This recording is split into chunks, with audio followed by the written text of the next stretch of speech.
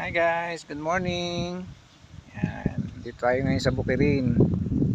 Yan, kasalukuyan naggagawaan sa bukid ngayon, no? Yan, medyo makulimlim. Yan. Kung nagbabadya na naman ng isang malakas na ulan mamaya. Yan, no? Kaya ingat tayo guys, ha. Ingat-ingat lang tayo, lalo na sa mga bumabiyahe sa labas, sa daan. Yan, trabaho sa daan. Lalo sa Manila, no? Medyo baha na yata doon ngayon. Yan. Kaya tayo dito muna tayo ngayon sa probinsya. Check lang tayo ng mga prutas. Yan, papaya,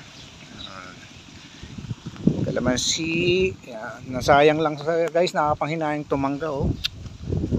Yan, mangga, sayang, oh. Pahabol na bunga sana yan, oh.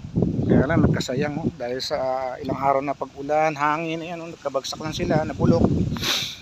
Sayang, nabibiyak kasi siya, oh. Ayan, nabibiyak. Sayang, daming nalaglag, oh.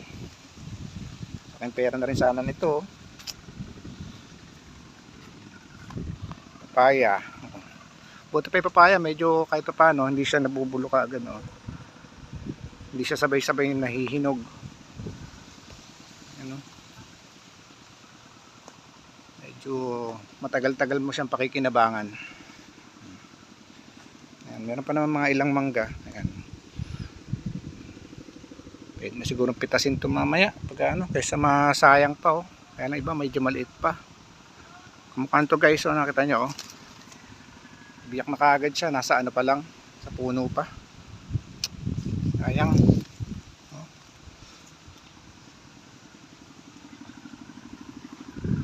Papakinabangan pa sana yan, oh. Kundi lang nagpapanay ulan, oh. Daming sayang. Ayan naman, oh, kamyas. Ang sigang, oh, sayang, dami. Yan.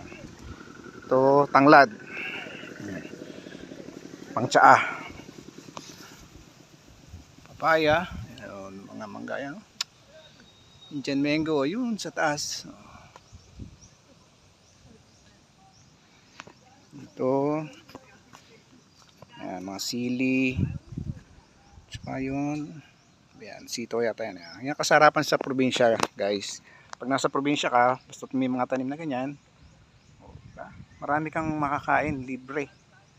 Huwag ka lang papakita sa may-ari. Joke. Ayan. Papaalam ka syempre. Paalam ka lang. Ayan, oh. Diba? Sana, oh, kung di na pag-uulan ng mangga natin.